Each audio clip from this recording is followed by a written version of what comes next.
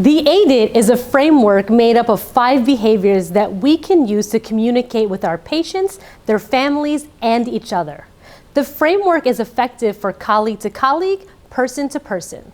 There are 5 behaviors that allow us to establish an immediate connection with our patients and their families.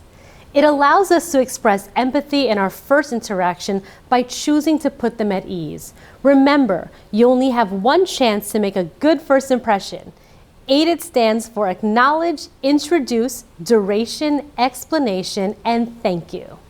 Let's start with acknowledge. Acknowledging a patient sets up a positive environment. We all want to be recognized. Acknowledge your patient by using their name. Let them know you think of them as a person, not just a patient or a customer. Include a greeting. Have you ever had a colleague who walked into the office every day without saying hello? Compare that to the colleague who says with a smile, "Good morning." When a patient enters a medical practice, acknowledge that the patient has taken the time to have their healthcare needs taken care of by us. Acknowledge family members and/or visitors of patients. These are the people who will continue caring and listening to our patients when they leave our office or when they are discharged. Acknowledging them lets them know they matter. Next, we want to introduce ourselves. Your name makes you more than one of the over 42,000 employees of our amazing healthcare system. Tell a patient your name after saying hello. It allows your patient to recognize you as a fellow human being. Provide your job title so that they know why you are there. Letting them know your background, training, or years of experience manages you up to your patient and assures them that they are in good hands and that they are safe. And remember, of all our values, it's safety first. In order to set a patient's expectations, it's important to let them know duration. Who can recall waiting on a subway platform before there were the LED signs announcing how long before the next train? 2 minutes looking down a tunnel seemed like 2 hours. Now that we know that it's 8 minutes until the next train, our expectations are set.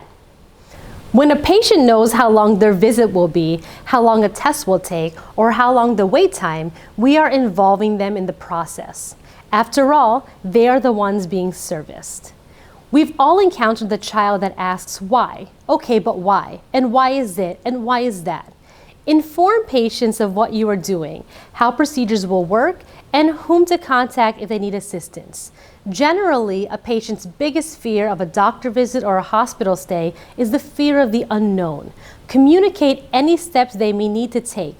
You are involving them in the process. Make words work. For example, the test takes about 30 minutes.